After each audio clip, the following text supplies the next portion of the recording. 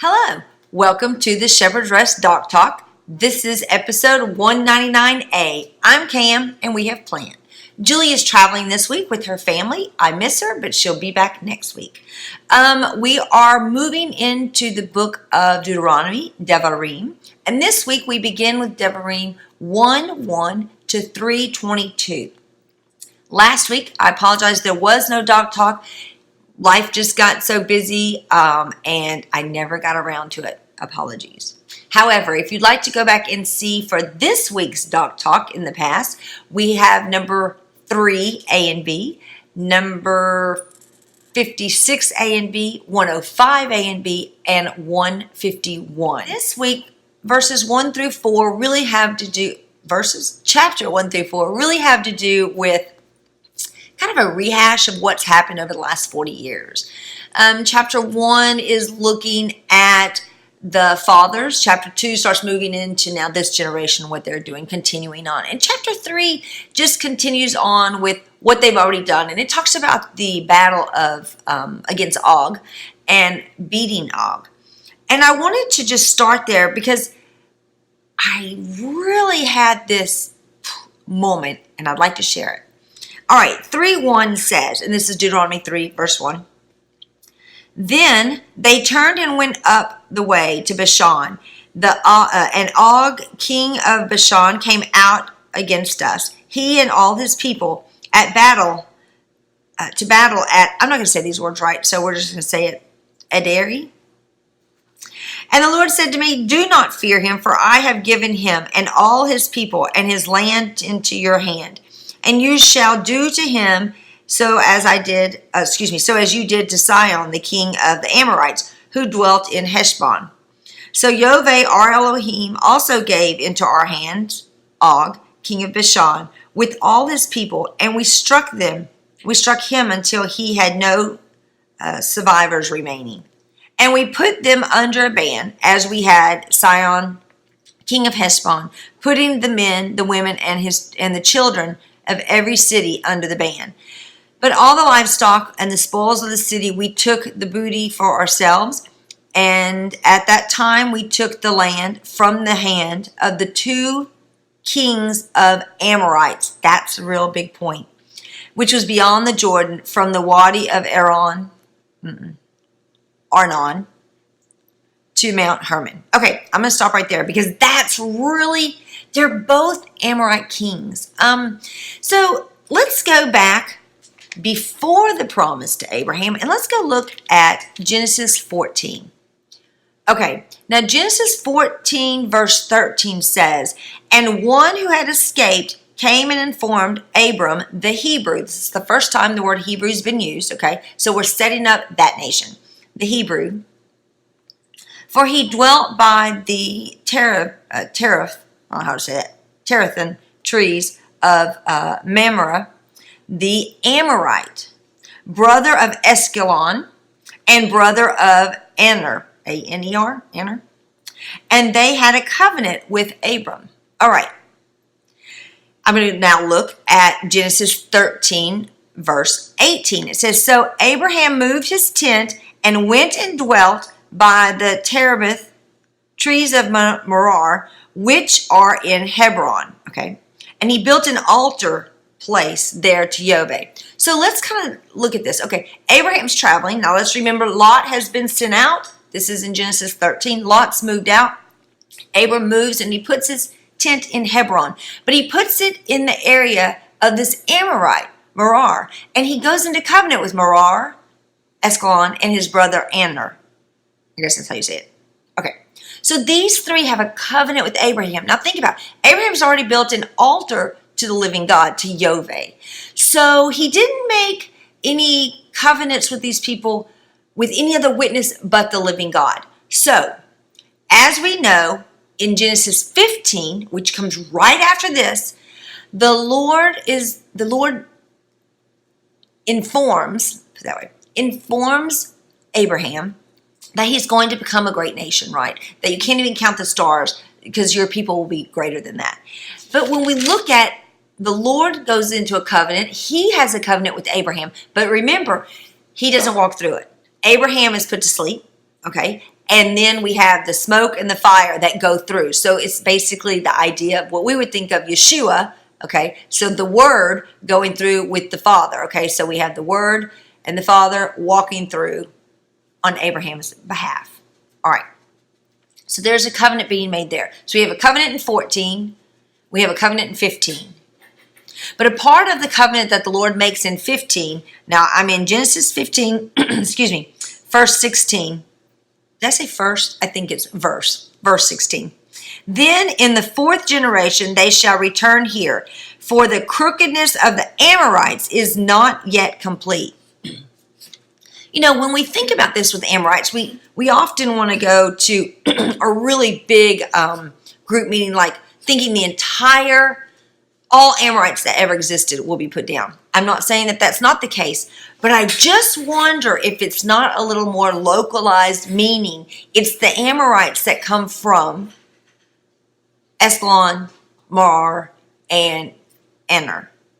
Or is it the opposite? Is it the ones who aren't? Now, the reason why I want, my first thought is that it's the three he made covenant with, is because when you have a relationship and you have a covenant, you each are responsible for doing what you agreed upon. So whatever was in their covenant, they agreed upon, and that's what was going to happen, okay? If one of them broke it, then the family was responsible for mending it, I guess you'd say, or responsible for the consequences of the forefathers breaking it. All right. So, if the Amorites somewhere else did nothing to Abram or to Israel, then who cares? It doesn't matter. I mean, they're just a people over there. There's no reason that the sin of that group, does that make sense, is going to affect Israel. Because look at all the tribes that are already going to be kicked out of Israel, out of the land, so Israel can move in. Okay, it doesn't say anything about Amorite being kicked out per se. The fullness of their sin is actually the mark that says, we've had it, let's go. So, I was wondering if possibly what we have is there was a covenant made, and did it have something to do with the land? Here's why. When we go into 24 after Sarah dies, chapter 23 of Genesis, after Sarah dies, if you remember, Abraham is trying to get the land to bury Sarah. There is no mention of the three sons or the three brothers involved in this. Now we know that they're working together, or they were previously, because again in chapter 14, we have where the three sons worked, or three brothers worked side by side with Abraham to get Lot, right? They worked together, and Abraham says, I don't need anything, but make sure you take care of these guys. So they watched out for each other's back. So now here we are. There's no word of them being involved. Abraham is actually having to deal with, what was his name? Ephron the Hittite, to get the land. But the land is still called the Oaks of Merar, right? Or not Oaks, but Teraphin, but we call them Oaks. The Oaks of Merar. It's still called that. And the area that Abraham actually gets is in Hebron, in that area. Okay? The area that he had lived prior, which is with this Amorite. So, again, this is all speculation, but I love to just kind of maybe have pieces of puzzles go together. Is it possible that that was the beginning of a breach in the contract? Because it has to do with the land. Was that already supposed to have been from the Amorite provided to Abraham? Possibly. Had they talked to him, that's where he lived. Had they come into some agreement that Abraham was going to be able to stay there? Yet now Abraham's having to buy it. He's having to go through this other man who's not even who he had a covenant with in order to get the land. And remember, they won't just give him the cave in chapter 23 of Genesis. They give him a whole bunch of more land that he wasn't necessarily wanting to purchase, but he did. So we have another interesting encounter with Amorites. So we have Abraham's encounter, and then we have Jacob's encounter.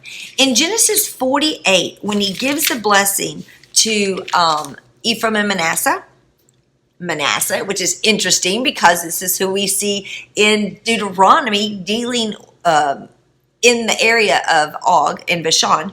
But let's see, in 48, Genesis 48:21, it says, "And Israel said to Joseph, See, I am dying, but Elohim shall be with you and bring you back to the land of your fathers. And I have given you one portion above your brothers, which I took from the hand of the Amorite with my sword and my bow."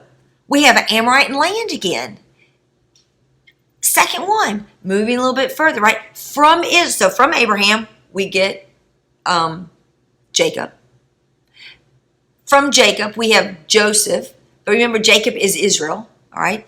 And then from Joseph, we have Manasseh. So now let's get back into Deuteronomy 1, and let's kind of look at Deuteronomy 3, and let's kind of look at what's really going on.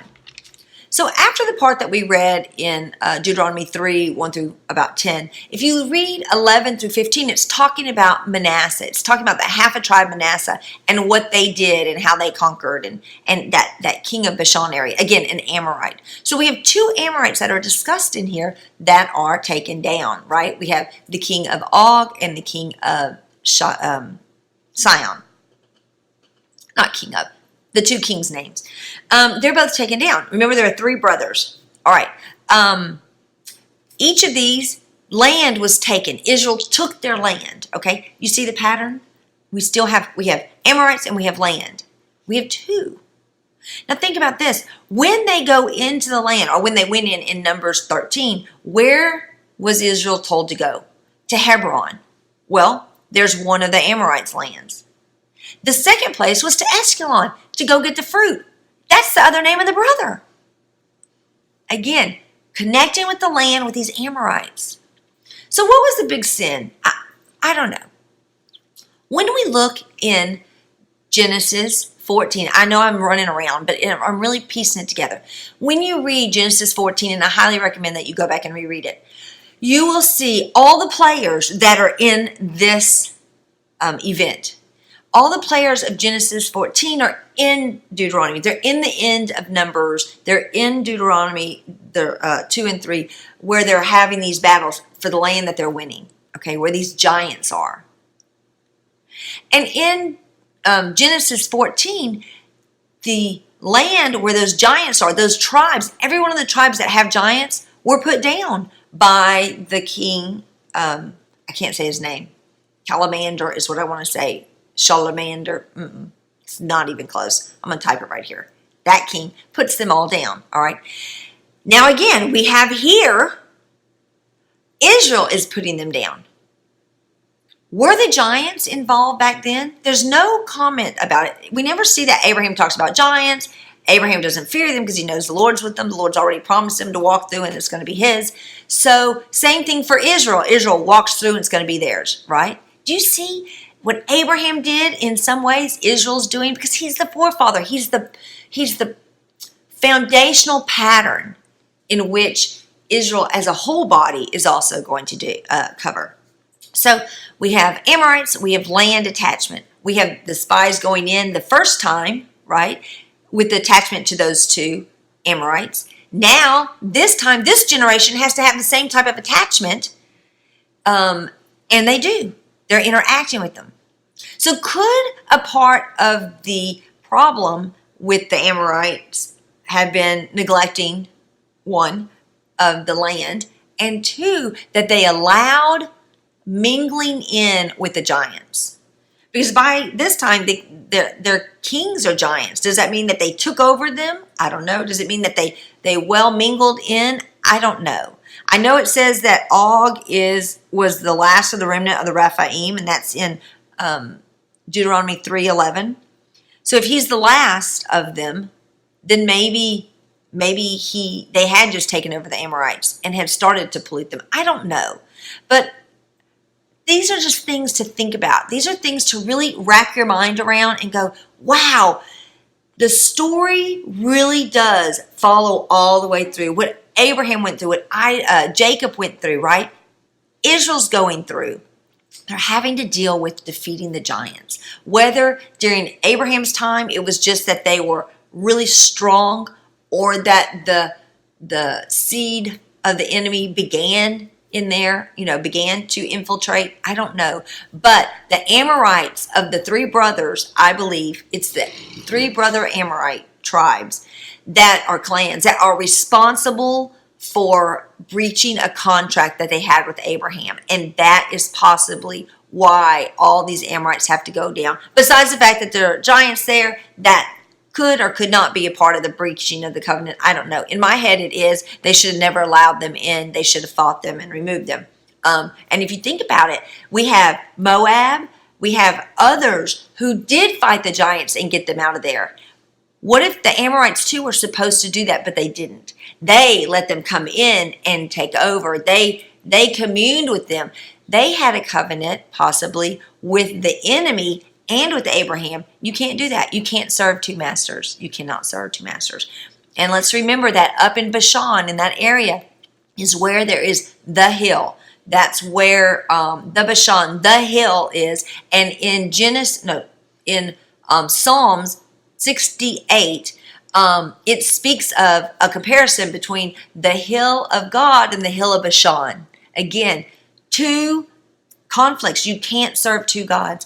And could the sin, the fullness of the sin of the Amorites go all the way back to the covenant that Abraham made with those brothers, and those brothers breached it by bringing in the mortal enemy and the seed of the enemy into the land in which they didn't belong. So anyway, these are just things to think about. I hope you followed. Go back and read those scriptures. Start looking at the names and how they keep reappearing. It's fantastic. All right. Well, I hope you have a fantastic day. Word of the day, fantastic. Woohoo! A great weekend, and Shabbat Shalom, because it is almost here, and we will see you next week. Shalom.